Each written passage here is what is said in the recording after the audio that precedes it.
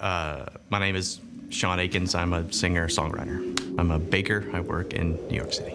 I sell snake oil. Come on. Hi, I'm Sean Akins. I'm the original creator of Toonami. Oh, how did I get involved in Toonami? I worked at Turner Broadcasting for a long time. I actually did start off delivering the mail there, and then I got a PA job, and then I got like grip jobs and other like entry-level positions into production and stuff. Some friends of mine were working at Cartoon Network way back in 1994, and they called me and asked me if I wanted to help create a franchise in the afternoons, like an after-school block for the children. And we worked for a year to create a new destination like after school, because I was that kid that used to get off the school bus and I would run home to see Voltron or what the fuck ever was on. And I loved superheroes and I loved all that stuff. So I thought I could recreate something like that for kids like me. Stand by for action. I don't know what I've created. The key thing about Toonami originally is it had zero money. So that means you figure out what you can use that is free. And the characters to choose from were the characters that Cartoon Network owned outright, which was the MGM library and all the old characters, which is the same reason there's a Space Ghost Coast to Coast and all those other shows, because those characters, we controlled the intellectual property. That was a huge driver in selecting Moltar. And if you'll notice the similarities between the Tom character and the Moltar characters, they both have a visor face, which is the cheapest way that you can really do animation. Clay Croker was the voice of Moltar, who has left us. It's very sad, but he worked in the building. He was the voice of Moltar. Super easy to make that animation happen. It was about economics, as most things in animation are. For me, and this is just me personally, Toonami was about the collision of things. Not only was Toonami itself a collision, all day you're watching wacky races and Augie Doggy, and then at 4 o'clock, giant robots start cutting monsters in half, right? That's sort of a collision in and of itself. You've got American animation colliding with animation that started in Japan, had been localized, like we're early days at this point. So that was a bit of a collision. And then wrapping that stuff in CGI, also a collision.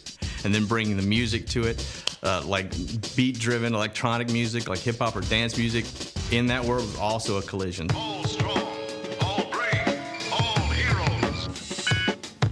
Just what I need. The greatest thing about Toonami is we were able to, beyond like making a promo that told you this show is on at 5 o'clock, we were able to do other freeform stuff that was really just our art. You know, we kind of wanted to make stuff like that, so we just made different things. Man's greatest inventions, making the impossible possible. I think it's best if we team up. I say we go for it. Yes! And that gave Toonami a different feeling from the different stuff that you would see, you know, especially on cable. It would just not, people weren't really doing it like that. I think these pieces would come on and you could tell that whoever made this was into the, you know, they loved this stuff. And we felt that was super fun, like that's what we wanted to make, and the fans seemed to like it when we put it on Toonami as well. So we made a lot of Mission accepted. So in the beginning we launched with like Voltron and Thundercats and these other shows that when I was a kid had come on. So they were really old and we got those for free.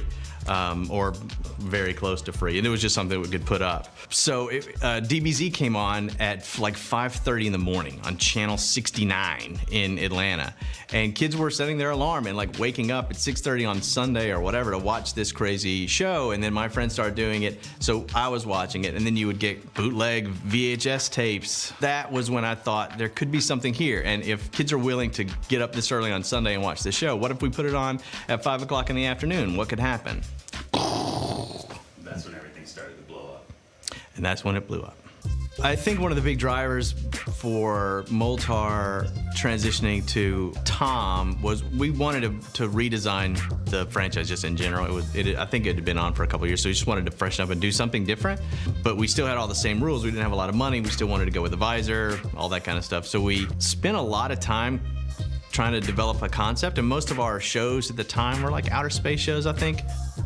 And I was big into creating a place, not a real place, but a theoretical place. So I thought a spaceship as a broadcasting center would be a fun vehicle.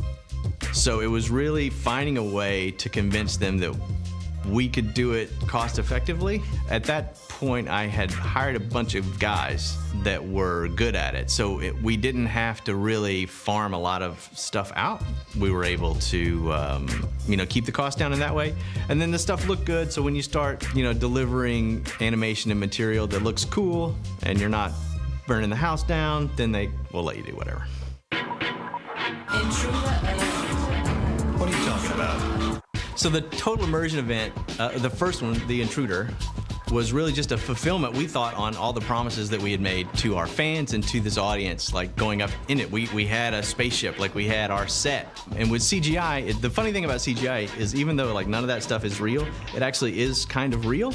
So once you have built all of the things, like you still have to build models, you still have to build sets, and it's really just like building them in real life, except instead of hammers and nails, you're clicking and dragging and deforming. But a lot of work goes into creating all of that stuff. But then once you have it, it's easy to kind of exploit it, and you can continue to kind of make additional animation, and the more animation you can make, the cheaper all that stuff is if you amortize your costs over the years. I know you kids are big into amortized costs. So that was really how those started. We felt like, there's a way to tell a longer story. We can explore our world a little bit more. People can find out more about our host character, who really kind of was confined to a chair, and still is predominantly, and for most of his life. So it was great to get him out of the chair. We never felt like Tom was the reason, and the stuff that we were making was the reason that you were tuning in. We always just felt like we were the framework to bring it to you. But if there's any way that you could sort of elevate that and give people like just more to react to and more to see, we thought that would be better, and that people would like to see that stuff. Go check it out. Hey, go check it out.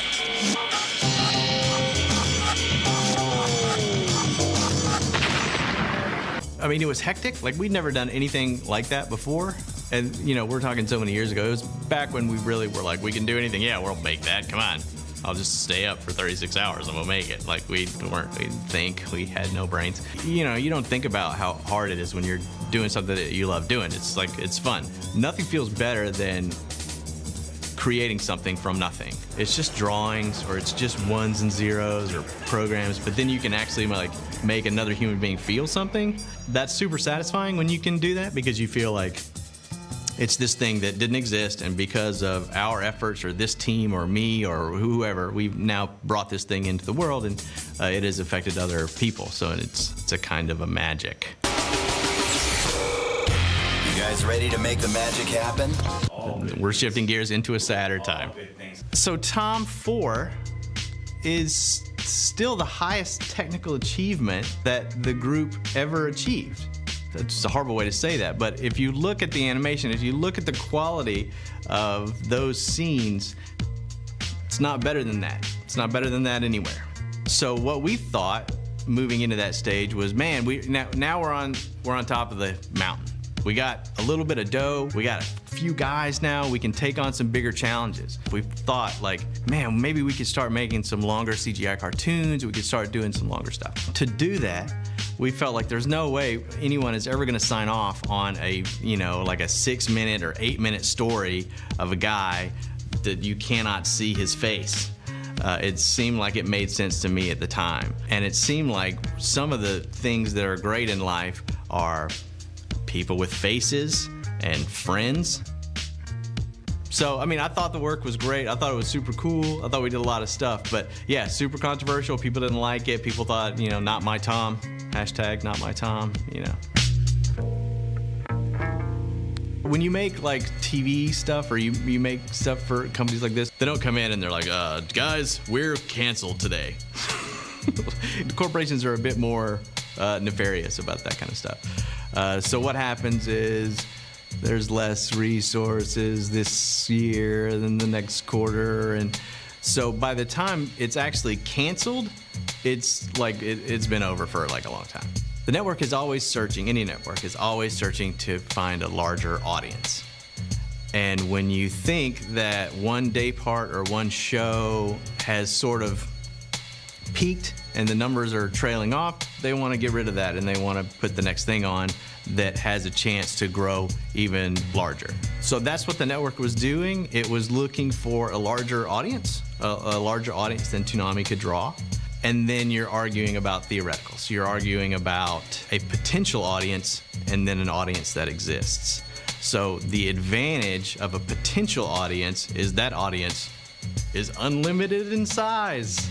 So it's hard to win that argument, and Toonami gets canceled. So, until we meet again, stay gold.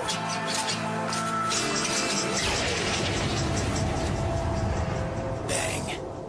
So it was fun to make it. I'm psyched that it's back. I think it deserves a place in the culture. I think it ushered in the most impactful wave of anime into the United States. It certainly deserves to be part of Cartoon Network just as much as any other thing that Cartoon Network made. I mean, I think it started, a movement is maybe overstated, but I think it started, it started something. So now you look at the anime business, which had no place on television, and what? You got Crunchyroll, you got Hulu, you got Netflix, everybody's showing anime. That didn't happen before. Like, you can thank Toonami for that. What you can do if you like this show is to watch it. People always would come up and ask me, like, why did such and such get canceled? Why did you take off this show? Do I have to tell you? Like, it's a television show. It was canceled because no one was watching it. That's the way it happened. So if you love it, watch Toonami. And the larger audience that Toonami has, the more power they'll have, the more shows that they'll make, the more stuff that they can bring into the country, and the more stuff that they can show you.